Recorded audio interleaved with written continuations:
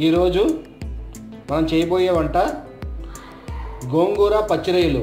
గోంగూర పచ్చిరొయ్యలు easy మెథడ్లో ఎలా చేసుకోవాలో ఈరోజు చూద్దాం. ముందుగా పచ్చిరొయ్యల్ని అల్లం వెల్లుల్లి పేస్ట్ వేసుకుని 2 పొంగులు వచ్చే వరకు ఉడికించి పక్కన పెట్టుకోవాలి. అలాగే గోంగూరని కూడా కొద్దిగా ఉప్పు వేసుకుని ఉడికించుకుని పక్కన పెట్టుకోవాలి. ఇప్పుడు మనం గోంగూర పచ్చిరొయ్యలు ఎలా తయారు చేయాలో చూద్దాం. అల్లం వెల్లుల్లి పేస్ట్ తోటి ఉడికించి పెట్టుకున్నామండి రొయ్యలు. ఈ రొయ్యల్ని 2 పొంగులు వచ్చేటట్టుగా అల్లం వెల్లుల్లి పేస్ట్ తోటి ఉడికించి పెట్టుకున్నాం. అలాగే గోంగూరని కొద్దిగా ఉప్పు వేసి ఉడకబెట్టి గ్రైండ్ చేసి పెట్టుకున్నామండి. ఇప్పుడు మనం ఒక బాణీలో కొద్దిగా నూనె వేసుకుని కొద్దిగా ఆవాలు, కొద్దిగా జీలకర్ర,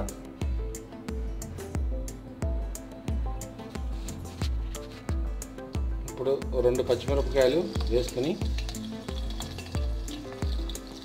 ఈ ఉడకబెట్టుకున్నటువంటి ప్రాన్స్ ఇందులో వేసుకుందామండి.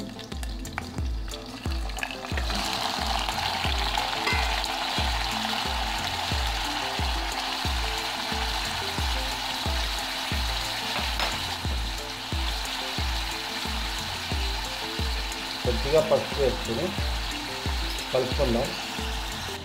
ఇప్పుడు ఇందులో ఉప్పు కారం కూడా వేసుకున్నాం. బాగా కలుపుకొని ఆ తర్వాత ఈ గ్రైండ్ చేసి పెట్టుకున్నటువంటి ఈ మిశ్రమాన్ని ఇందులో వేద్దాం.